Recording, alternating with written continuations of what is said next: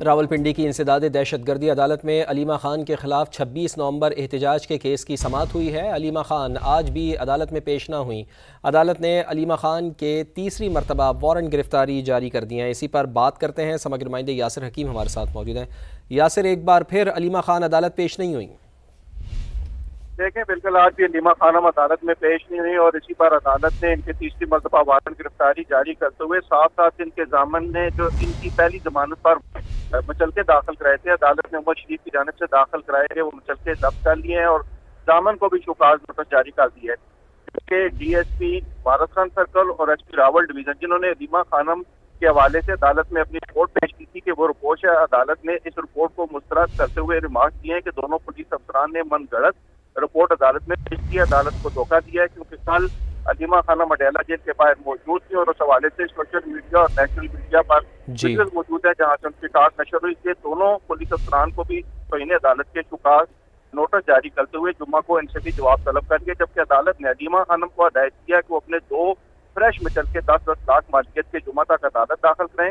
اسی مقدمہ میں عدالت سے 4 گاڑیاں مختلف لوگوں نے سپرداری پر حاصل کی تھی، جس کے بعد وہ عدالت پیش نہیں ہوئے۔ عدالت نے آئی ٹی کے پی اور آئی ٹی بلوچستان کو ہدایت کیا کہ چاروں گاڑیاں قبضہ میں لی گئیں اور جمعہ کو رپورٹ پیش کی جائے، جبکہ ان گاڑیوں کی سپرداری کے حوالے سے 85 لاکھ روپے مالیت کے جو چولتی بانڈ عدالت داخل کروائے گئے تھے، عدالت نے وہ بھی ضبط کر لی۔ جی، بہت شکریہ آپ کا۔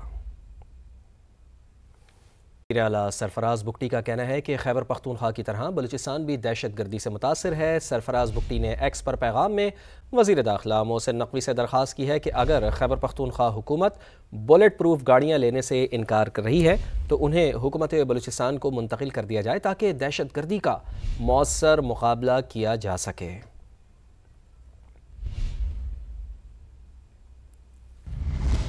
نائب وزیر اعظم اسحاق ڈار کا سعودی وزیر خارجہ شہزادہ فیصل بن فرحان سے ٹیلی فونک رابطہ، خطے بالخصوص غزہ اور فلسطین کی صورتحال پر تفصیلی تبادلہ خیال کیا گیا۔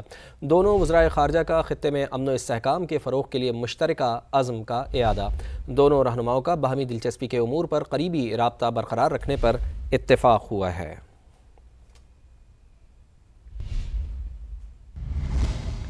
اور ابھی آپ کو بتائیں کہ وزیر اعلیٰ پنجاب ہنرمند پروگرام کے تحت چند ماہ میں 1,80,000 نوجوانوں کی ٹریننگ کا نیا record.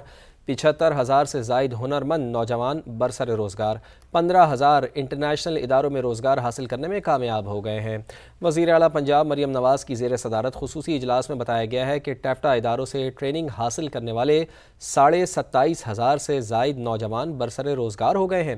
Punjab vocational training council اداروں سے 45,000 اور پنجاب اسکلز ڈیولپمنٹ فنڈ سے تربیت یافتہ 1,428 نوجوانوں کو روزگار مل گیا ہے۔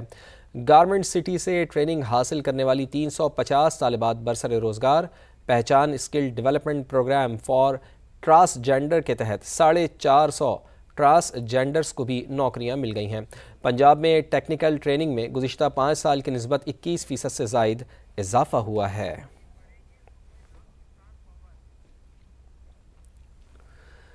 سندھ ہائی کورٹ نے سچل سے سابق ایم این اے نثار پور کی بازیابی کی درخواست پر پولیس کو گمشدگی کا مقدمہ درج کرنے کا حکم دے دیا ہے۔ تو سندھ ہائی کورٹ سے خبر آ رہی ہے جہاں سابق ایم این اے نثار پور کی بازیابی کی درخواست ایس ڈی پی او سچل اور ایس ایچ او تھانہ سچل عدالت میں پیش ہو گئے ہیں۔ نثار پور کی عدم بازیابی پر عدالت برہم ہوئی ہے۔ عدالت نے پولیس کو نثار پور کی گمشدگی کا مقدمہ درج کرنے کا حکم دے دیا ہے۔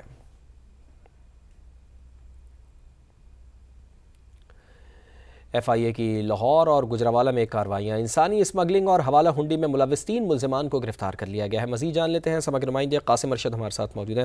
قاسم، بتائیے ان کارروائیوں سے متعلق۔ بالکل، ایف آئی اے انسانی اسمگلنگ اور کارپوریٹ کرائم سرکل نے مشترکہ طور پر کارروائی کی ہے لاہور میں۔ لاہور جو ہے اس دوران 3 ملزمان رنگے ہاتھوں گرفتار کیے گئے۔ یہ جو گرفتار ملزمان ہیں ان کی شناخت سلیم، ذیشان اور ابراہیم کے نام سے ہوئی ہے۔ ان کو لاہور اور گجرانوالہ کے مختلف علاقوں سے گرفتار کیا گیا ہے۔ یہ جو ملزمان تھے انہوں نے شہری کو اسپین ورک ویزا کا جھانسا دے کر 75 لاکھ روپے ہتھیائے، جبکہ ان کو بیرون ملک بھجوانے میں جو ہے مکمل طور پر ناکام رہے۔ جبکہ جو ابراہیم ہے اور جو ذیشان ہے انہیں حوالہ ہنڈی کے کاروبار میں ملوث رہے ہیں۔ جو گنونا دھندا تھا، اس پہ 13 لاکھ روپے سے زائد کی رقم ان سے برآمد کر لی گئی ہے اور ملزم سے حوالہ ہنڈی سے متعلق جو دستاویز تھے وہ بھی حاصل کیے گئے، جبکہ ملزمان کو گرفتار کر کے تفتیش کا آغاز کر دیا گیا ہے ایف آئی اے کی جانب سے۔ جی، بہت شکریہ آپ کا۔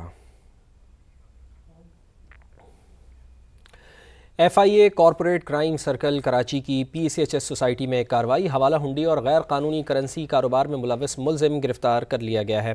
ملزم سے لاکھوں روپے مالیت کی غیر ملکی کرنسی، پرائز بانڈ اور سونے کے سکے بھی برآمد ہوئے ہیں۔ تو FIA corporate crime circle Karachi کی PCHS سوسائٹی میں کارروائی، حوالہ ہنڈی اور غیر قانونی کرنسی کاروبار میں ملوث ملزم کو کر لیا گیا ہے گرفتار۔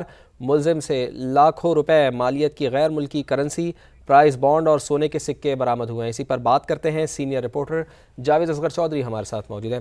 جاوید صاحب، تفصیلاً بتائیے کیا کچھ برآمد ہوا ہے؟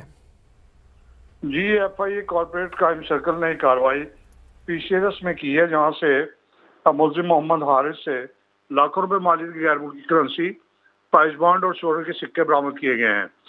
اور ملزم حوالہ ہنڈی اور غیر قانونی کرنسی ایکسچینج میں بھی ملوث ہے۔ ملزم کے قبضے سے 5,169 امریکی ڈالر، 276 سعودی ریال، 9,450 موزمبیق میٹیکل، 100 تھائی بہات، برطانوی پاؤنڈ، مالدیو روپیہ اور UAE درہم برآمد ہوئے۔ ملزم کے قبضے سے 12,50,000 روپے برآمد کیے گئے، جبکہ ملزم سے 1,500 روپے مالیت کی 51 پرائز بانڈ، 750 روپے مالیت کی 165 پرائز بانڈ، 200 روپے مالیت کی 183 پرائز بانڈ برآمد کیے گئے ہیں۔ ملزم کے قبضے سے مختلف وزن کے 1200 سونے کے سکے بھی برآمد کیے جائے گے۔ برآمد ٹھیک ہے جاوید صاحب، بہت شکریہ آپ کا۔ پاکستان میں ایک طرف رواں سال ریکارڈ سردی کی افواہیں، دوسری جانب شدید خشک سالی کی خبریں، مگر ان افواہوں میں کتنی حقیقت اور کتنا فسانہ ہے، جانتے ہیں اسلام آباد سے عمر بن آصف کی اس رپورٹ میں۔ پاکستان میں رواں سال بارشیں تو معمول سے کم ہوں گی، مگر خشک سالی کا کوئی امکان نہیں۔ بالائی علاقوں میں برف باری بھی کم ہوگی، مگر مانسون کی 23% اضافی بارشوں کے باعث سردیوں میں بھی پانی کی کمی نہیں ہوگی۔ NDMA کے مطابق خشک سالی سے صرف بلوچستان کے چند علاقے متاثر ہو سکتے ہیں۔ خاران، چاغی، وشوق، نوشکی، ان میں مائلڈ قسم کا میٹرولوجیکل ڈراؤٹ جو کہ ہمارے پاس موسمی خشک سالی ہے وہ متوقع ہے۔ NDMA کا کہنا ہے لانینا کے باعث اس سال ریکارڈ سردی تو نہیں پڑے گی، البتہ دسمبر اور جنوری کے مہینے معمول سے بڑھ کر ٹھنڈے رہنے کا امکان ہے۔ بارشوں کی کمی ایئر کوالٹی کو بھی متاثر کرے گی، جس سے مختلف بیماریاں پھیلنے کا خدشہ ہے۔ لاہور کی سول کورٹ میں آتش زدگی نے ہزاروں فائلوں کو خاکستر کر دیا۔ واقعے کے بعد تحقیقات کا آغاز کر دیا گیا ہے۔ عدالتوں میں پراپرٹی وابڈہ سمیت دیگر اہم مقدمات زیر سماعت تھے۔ آتش زدگی نے کئی سائلین کے خواب بھی بکھیر دیے۔ لاہور سے دیکھیے ارشد علی کی رپورٹ۔ 16 اکتوبر 2025 کو لاہور کی سول کورٹ میں لگنے والی آگ، عدالت کی 3 منزلوں کو لپیٹ میں لینے والی آگ نے ہزاروں مقدمات کی فائلیں جلا کر راکھ کر دیں۔ ان فائلوں میں پراپرٹی کیسز اور وابڈہ سائلین سمیت دیگر اہم مقدمات زیر سماعت تھے۔ سائلین اپنے ریکارڈ کے محفوظ ہونے کی دعائیں کرتے نظر آئے۔ ہماری جو فائل ہے وہ بچ گئی ہے یا نہیں بچی؟ اگر نہیں بچی تو ہمارا میرا خیال سے لاکھوں کا کروڑوں کا نقصان ہو گیا، کیونکہ اس میں اصل کاغذات بھی تھے ہمارے۔ میرا یہ بچوں کا کیس تھا تو وہ 6 ایئر سے چل رہا تھا۔ ہر ڈیٹ پہ میں آتی تھی، سارا دن بیٹھتی تھی، بلڈنگ سب جل گیا، اللہ کرے میری فائل بچ گئی ہو۔